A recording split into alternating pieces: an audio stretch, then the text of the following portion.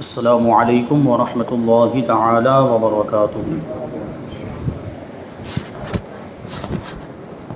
نحمده ونصلي ونسلم على رسوله الكريم اما بعد فاعوذ باللہ من الشیطان الرجیم بسم اللہ الرحمن الرحیم ان اللہ وملائکته یصلون علی النبی یا ایہا الذین آمنوا صلوا علیہ وسلموا تسلیما اللہم صل علی سیدنا و مولانا محمد معدن الجود والکرم وآلہ الکرام وابنہ الکریم وبارک وسلم صلاۃ و سلاما علیک یا رسول اللہ صلی اللہ تعالی علیہ وسلم۔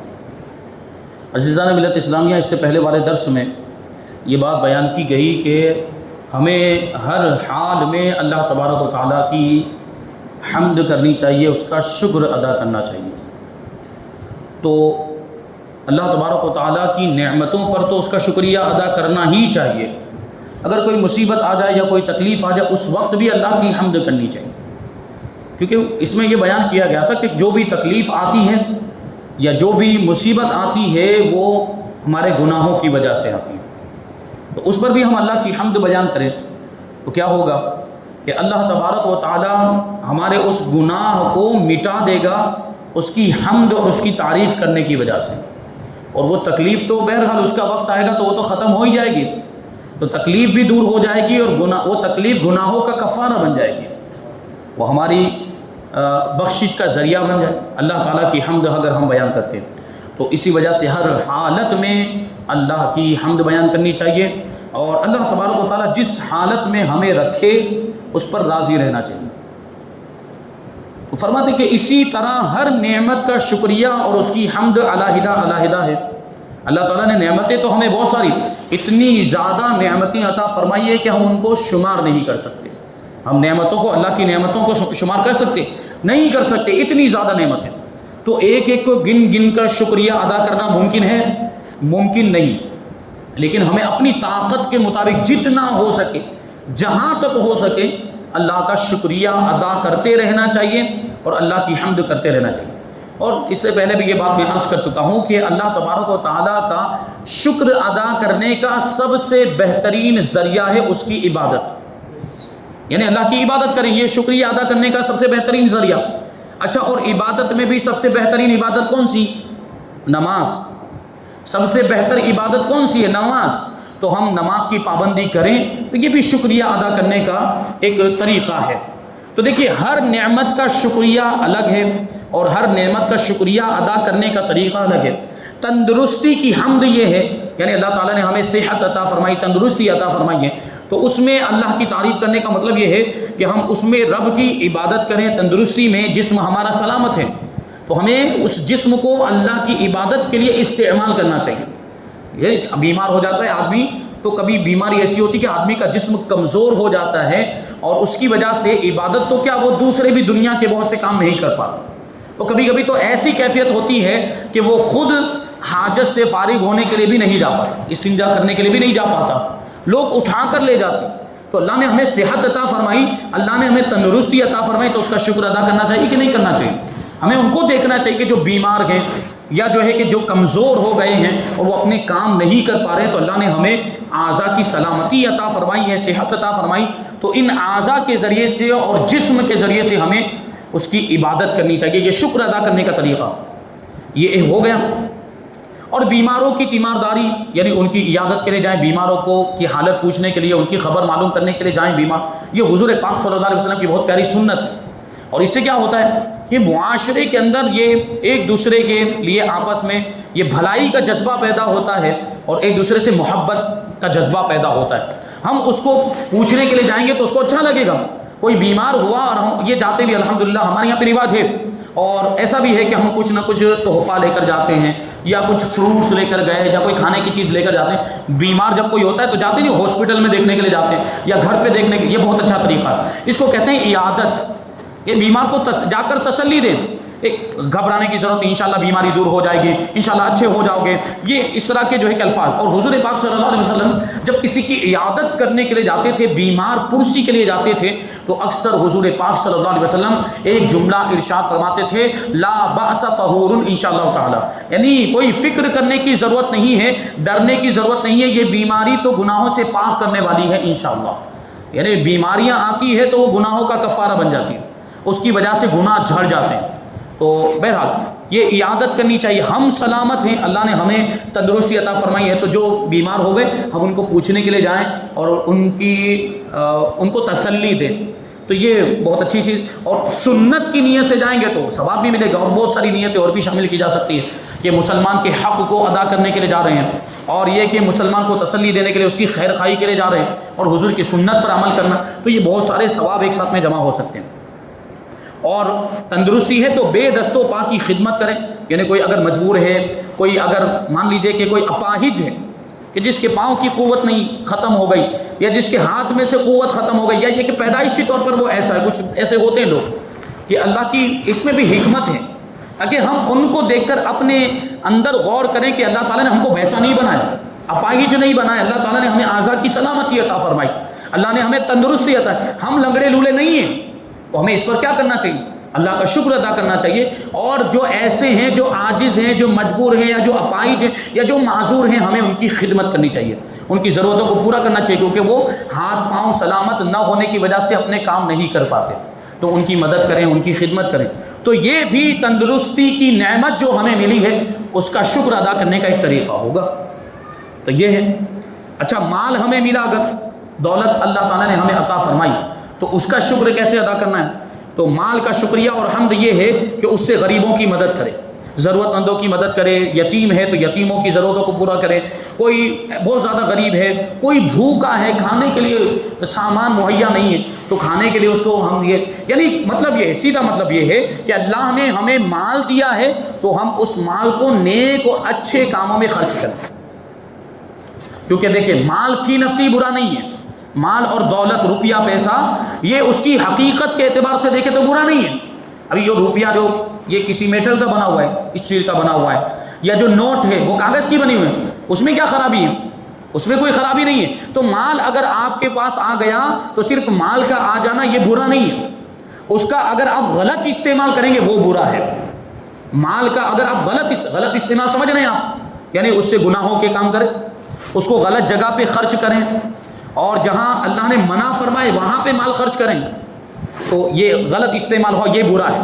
لیکن اسی مال کو آپ اگر اچھی جگہ پہ خرچ کریں، اللہ کی راہ میں خرچ کریں، نیک کاموں میں خرچ کریں، غریبوں کی مدد کریں، مسکینوں کی مدد کریں، یتیموں کی مدد کریں، دارالعلوم مدرسے وغیرہ میں دیں، تو پھر یہی مال ہماری بخشش اور نجات کا ذریعہ بھی بن سکتا ہے.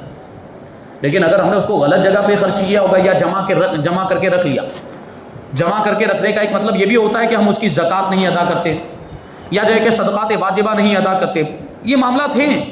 وہ لوگوں کو زکوٰۃ ادا کرنا بوجھ معلوم ہوتا ہے، اور کیا سوچتے ہیں ہم نے محنت کر کے مال کمایا ہو، ہم کیوں مال دے دیں؟ ہم نے اتنی محنت کر کے یہ اتنے زیادہ روپے ہم نے کمائے، کیا یہ غریبوں کو دے دینے کے لیے کمائے ہم نے؟ جبکہ آپ کو زکوٰۃ ادا کرنی کتنی؟ 40واں حصہ، 2.5%. باقی کا جو آپ کے پاس 97.5% موجود ہے، اس سے آپ اپنی ضرورتیں پوری نہیں کر سکتے. اور جو 2.5% مقرر کیا گیا اس میں آپ کا حق ہے ہی نہیں. اس میں اللہ نے فقیروں کا، غریبوں کا، حاجت مندوں کا حق رکھا ہے، وہ آپ استعمال ہی نہیں کر سکتے، وہ آپ کا ہے ہی نہیں گویا. اور آپ اس مال کو جو زکوٰۃ کا مال ہے، اس مال کو اگر آپ اپنے وہ 97% والے مال میں ملا دیں تو وہ مال بھی خراب ہو جائے، یعنی اس مال کی بھی برکتیں ختم ہو جائیں.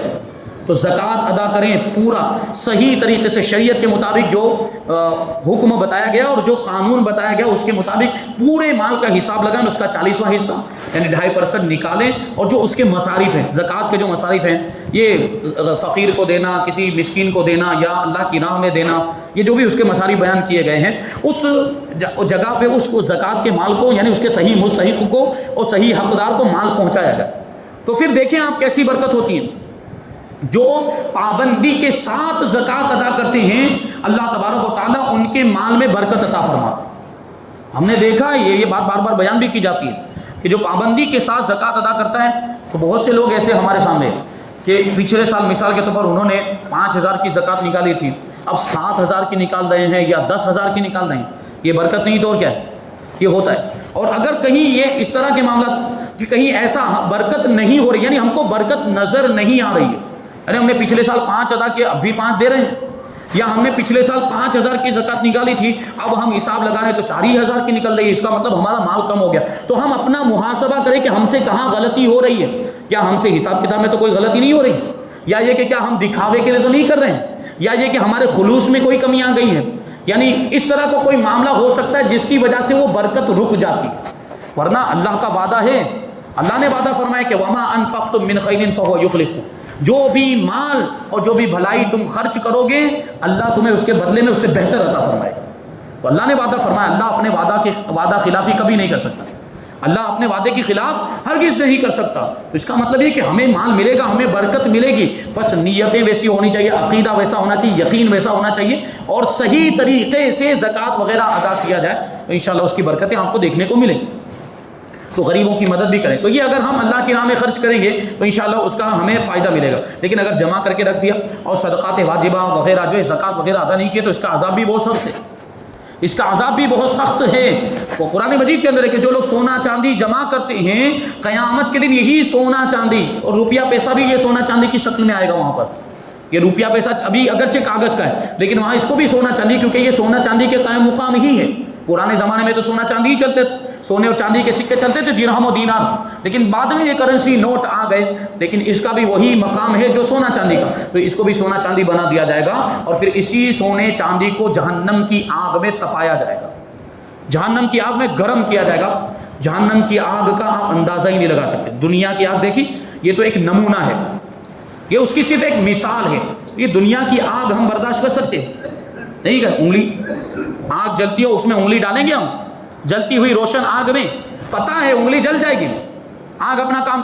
اس سے بھی کئی گنا زیادہ گرم اور شدت والی ہے جہنم کی آگ، اس کو ہرگز ہم برداشت نہیں کر سکتے. ایسی آگ کے اندر یہ سونا چاندی جو ہم نے جمع کیا ہوگا اور اس کے حقوق ادا نہیں کیے ہوں گے، یعنی زکوٰۃ وغیرہ ادا نہیں کی ہوگی، تو اس کو جہنم کی آگ میں تپایا جائے گا. اور پھر کیا کیا جائے گا؟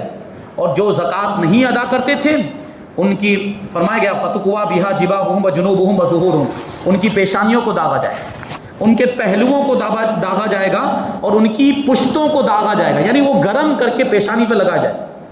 جہنم کی آگ میں سونا چاندی کو گرم کر کے یہ پیشانی پر لگائے، یہ یہاں پہلو میں لگایا جائے گا اور پیٹھ پہ لگایا جائے گا. تو وہ گرم کیا ہوا سونا یا چاندی جب یہ ان جگہوں پہ لگے گا تو کیا ہوگا؟ تکلیف نہیں ہوگی؟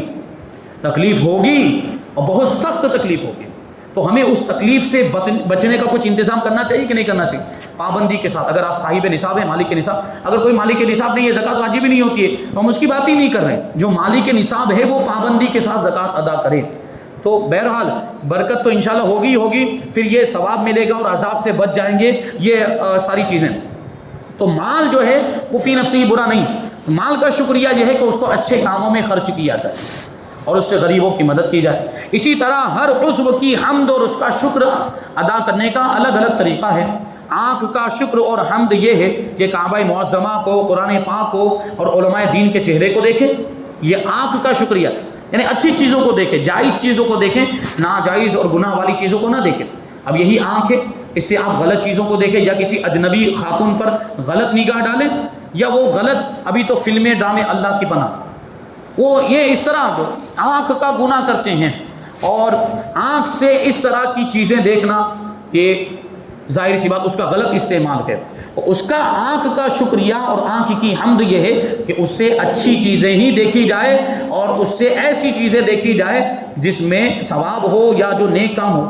جیسے خانہ کعبہ کو دیکھنا یہ بھی عبادت ہے، قرآن مجید کو دیکھنا. اگر آپ پڑھنا نہیں بھی جانتے تو کبھی کبھی کھول کے صرف اس وجہ سے دیکھ لیں کہ یہ اللہ کا کلام ہے، اس کا دیدار تو کروں، تو اس میں بھی ثواب. کلام پاک کو دیکھنے میں بھی ثواب اور علماء دین کے چہرے کو دیکھنا بھی عبادت ہے. تو یہ اچھے کام. اور کان کی حمد اور کان کا شکریہ یہ ہے کہ اس سے قرآن پاک کی تلاوت سنیں، نعت شریف سنیں اور علمی مضامین سنیں، علماء کرام کے بیانات سنیں. یہ کان کا شکریہ. یعنی سیدھا مطلب کہ ہر عضو سے ایسا کام لیا جائے جو نیک کام ہو یا جو اچھا کام. یعنی غلط کام سے ہر عضو کو بچایا جائے. یہ ہو گیا. ہاتھ پاؤں کی حمد اور شکریہ یہ ہے کہ ان سے مرضی الہی کے کام لے. فقط الف لام نے جو الحمد میں جو الف لام آیا اس نے ان سب باتوں کو گھیر لیا, یہ سب اس میں آ گیا. انسان کی پیدائش سے پہلے نہ معلوم کون کون سی چیزیں دنیا میں کب کب آباد تھیں, اور ابھی نہ معلوم اس عالم میں کس قدر مخلوقات ہیں. ان کو اور ان کا پیدا کرنے والا ہی جانتا ہے, اور ہر چیز خدا کی تعریف کرتی ہے. یعنی ہم ابھی موجود, وہ ہم سے پہلے ہزاروں سال دنیا کو بنے ہوئے لاکھوں سال ہو گئے, تو کتنی مخلوقات آئی ہوگی اور کتنی مخلوقات آ کے فنا بھی ہوگی. جیسے نہیں وہ سائنسدانوں کا کہنا ہے کہ ایک زمانہ ایسا تھا کہ یہاں پہ وہ ڈائناسورس موجود تھے, اور وہ ایک دھماکہ ہوا, یا جو ہے کہ وہ ایک پتھر انترکش میں سے آیا اور وہ زمین پر گرا, اور اس کی وجہ سے یہ جو بھی ڈائناسورس تھے وہ سب فنا ہو گئے, ختم ہو گئے. تو ایک زمانے میں یہ مخلوق تھی. ابھی ہم دیکھتے ہیں وہ مخلوق, وہ کتنی ایسی دوسری مخلوقات بھی ہوگی جو فنا ہو گئی, اور ساری مخلوقات اللہ کی تعریف کرتی ہے, ساری مخلوقات. اب وہ ان کی تعریف ہمیں سمجھ میں آئے کہ نہیں آئے, لیکن ہر مخلوق اللہ کی حمد بیان کرتی ہے. تو جو مخلوقات ابھی موجود یا جو مخلوقات آگے پیدا ہونے والی, اور آئے دن نئی نئی مخلوقات دریافت ہو رہی ہیں, کیونکہ ہماری جو معلومات ہے وہ ایک محدود معلومات ہے, لیمیٹڈ. یعنی ہم جتنا ایکسپلور کریں گے اور جتنا ہم دریافت کرنے کی کوشش کریں گے اتنی ہی ہم کو معلومات حاصل ہو پائے گی. اگر ہم یہاں پہ بیٹھے رہیں تو پتہ چل پائے گا کہ جنگل کے اندر کون کون سی مخلوق ہے, یا جنگل کے اندر کیسے کیسے جانور پائے جاتے ہیں, یا کیسے کیسے پرندے پائے جاتے ہیں, یا اور کیسی مخلوقات, یہ نہیں پتہ چل پائے گا. یا سمندر کے اندر کیسی کیسی مخلوقات پائی جاتی ہیں. دیکھیں سمندر کی بات آ گئی, ابھی کچھ دن پہلے کی بات ہے کہ اخبار میں آیا, نیوز میں آیا کہ سائنسدانوں نے یا جو غوطہ خوروں نے جو سمندر میں مطلب یہ ریسرچ کرتے رہتے ہیں, سمندر کے اندر اس کی تہہ میں جاتے ہیں اور وہ سمندر کے اندر کیسی کیسی مخلوقات پائی جاتی ہے وہ اس کو ڈھونڈتے ہیں, وہ تلاش کرتے ہیں. تو ابھی کچھ دن پہلے کی بات ہے کہ ان کو ایک مچھلی ملی, وہ ایسی مچھلی ملی جو بالکل ایک دم نئی مچھلی, جس کو اس سے پہلے کبھی نہیں دیکھا گیا. اس مچھلی کو اس سے پہلے کبھی نہیں دیکھا گیا, ایسی نئی مچھلی دریافت ہے. بولو, یعنی ابھی سینکڑوں قسمیں ہوں گی مچھلیوں کی. وہ مچھواروں سے جا کر آپ پوچھیں کہ کتنی قسم کی مچھلیاں پائی جاتی ہیں, لیکن اس کے باوجود ابھی ایک اور مچھلی ملی. تو ایسی تو ابھی سمندر کے اندر کتنی مخلوقات. اور سمندر کو آپ سمجھیں, سمندر دنیا کے تقریباً 70% زمین جو ہے یہ 70% حصہ پانی ہی ہے. سمندر صرف 30% یا 25% جو حصہ ہے وہ زمین ہے, وہ خشکی ہے, ورنہ 70% حصہ یہ پانی ہے. اس میں کتنی مخلوقات ہوگی آپ سوچیں.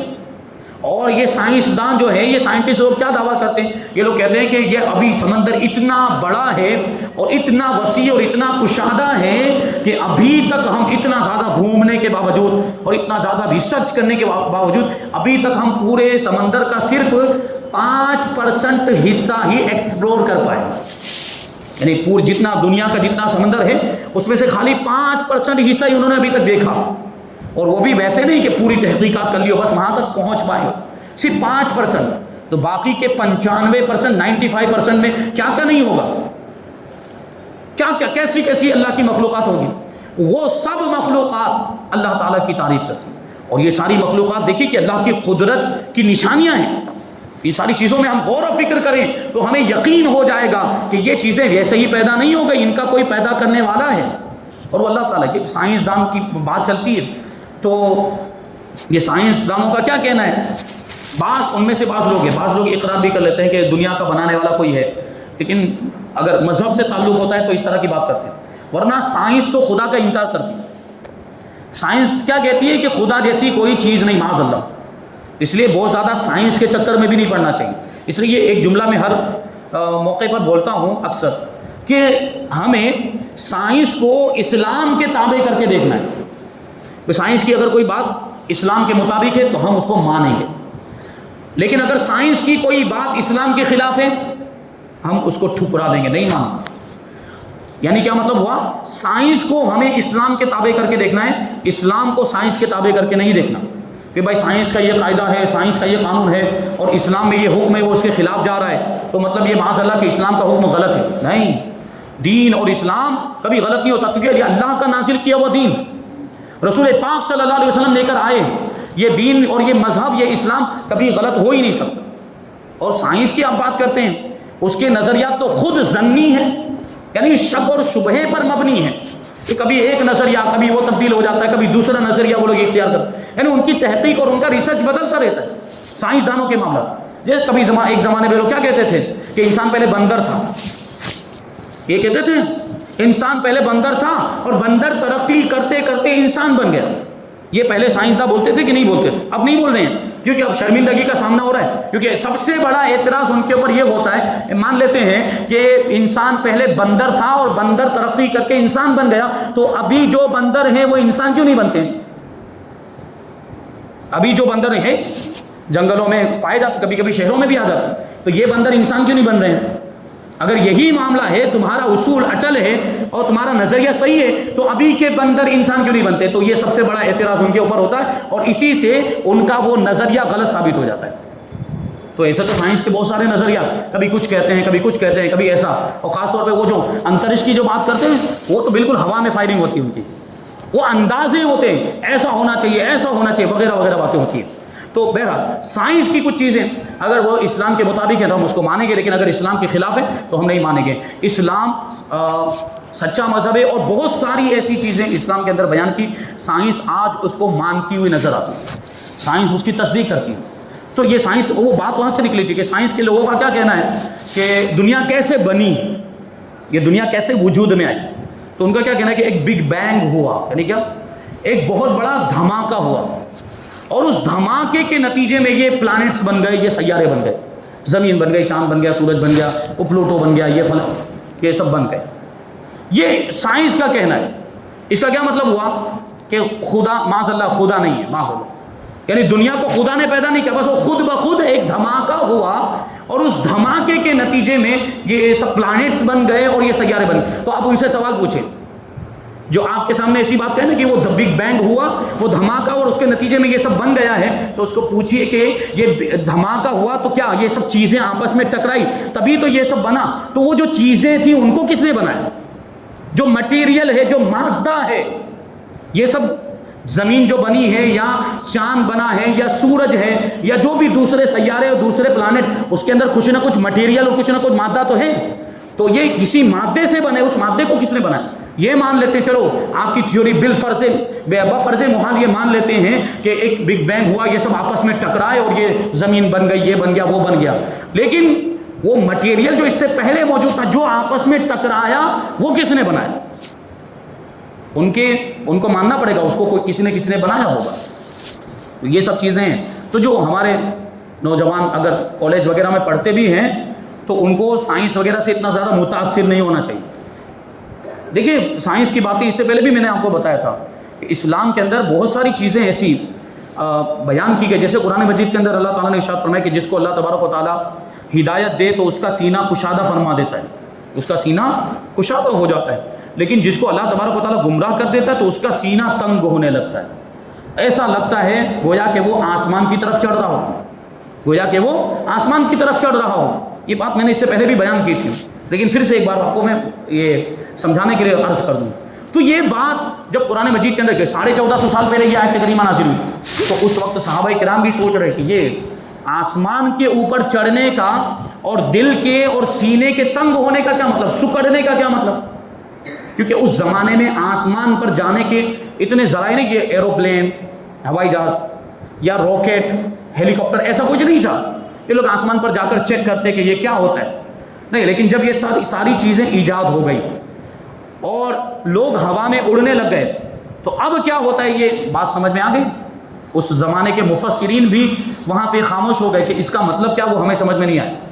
لیکن جب یہ ٹیکنالوجی آئی اور ہوائی جہاز بن گئے اور لوگ آسمان میں اڑنے لگ گئے تو اب ان کو بات سمجھ میں آئی کہ قرآن مجید نے ایسا کیوں فرمایا تھا کہ وہ اس کا سینہ تنگ ہونے لگتا ہے، جو گمراہ ہو جاتا ہے اس کا سینہ اور اس کا دل سکڑنے لگتا ہے گویا کہ وہ آسمان کی طرف چڑھ رہا ہو. کیوں؟ اس پر انہوں نے غور کیا تو یہ بات سمجھ میں آئی اور وہ اس نتیجے پر پہنچے کہ آدمی جتنا اوپر جاتا ہے نا یہ آکسیجن کا لیول کم ہو جاتا ہے. جتنا آپ اوپر جائیں گے اتنا آکسیجن کا لیول کم ہوتا چلا جائے گا. اور انسان کو آکسیجن کی ضرورت ہوتی کہ نہیں ہوتی؟ اور جب آکسیجن کم ہو جائے گی یا آکسیجن کا لیول کم ہوگا تو سانس لینے میں تکلیف ہوگی، اور سانس لینے میں جب تکلیف ہوگی تو سینہ سکڑے گا، سینہ تنگ ہوگا.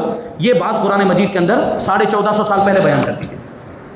یہ آپ دیکھیں اللہ نے آپ کو کیا عطا کیا ہے.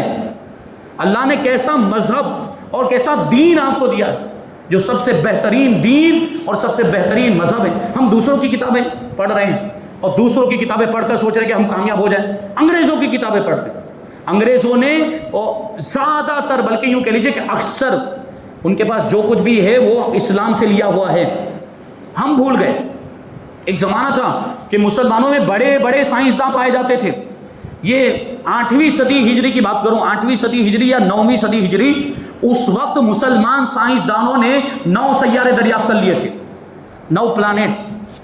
مسلمان سائنسدانوں نے، اسپین کے، اندلس کے مسلمان سائنسدانوں نے اس وقت، اس زمانے میں یہ ٹیلیسکوپ نہیں ہوتا تھا، یہ ایسی مشینری اور ایسے آلات نہیں تھے کہ زمین پہ بیٹھ کے آپ یہاں سے دیکھ لیں، چاند کو دیکھ لیں، سورج کو دیکھ لیں۔ لیکن اس زمانے کے مسلمان سائنسدانوں نے 9 سیارے دریافت کر لیے تھے، 9 پلانٹس۔ یہ مسلمانوں کی دین ہے، یہ سب مسلمانوں کا دیا ہوا ہے۔ لیکن مسلمان اب ان ساری چیزوں سے دور ہو گئے۔ یہ چاہیے یہ تھا کہ ہم ان ساری چیزوں کو پڑھتے اور اس کو اسلام کے سانچے میں ڈھال کر لوگوں کے سامنے پیش کرتے۔ علماء نے یہ کیا تھا پرانے زمانے میں۔ تو یہ سارے علوم جو دنیاوی علوم ہے، یہ کوئی بری بات نہیں ہے، سائنس پڑھنا یا دوسرے جو علوم جیوگرافی وغیرہ آپ پڑھیں، لیکن اس کو اسلام کے سانچے میں ڈھال کر اور اس کو صحیح شکل دیں اور پھر اس صحیح شکل کو لوگوں کے سامنے پیش کریں، تو ایک اچھا میسج جائے گا، صحیح میسج، اور اسلام کا پیغام لوگوں تک پہنچے گا۔ بہرحال بات کہاں سے کہاں چلی گئی، تو یہ شکر ادا کرنے کے طریقے ہوتے ہیں۔ انشاءاللہ اور باتیں ہم آئندہ درس میں شامل کریں گے۔ اللہ تبارک و تعالیٰ کی بارگاہ میں دعا ہے کہ جو کچھ بھی بیان ہوا اس پر ہم سب کو عمل کرنے کی توفیق عطا فرمائے اور نور قرآن سے ہم سب کے دلوں کو روشن اور منور فرمائے۔ وما علینا الا البلاغ۔ السلام علیکم۔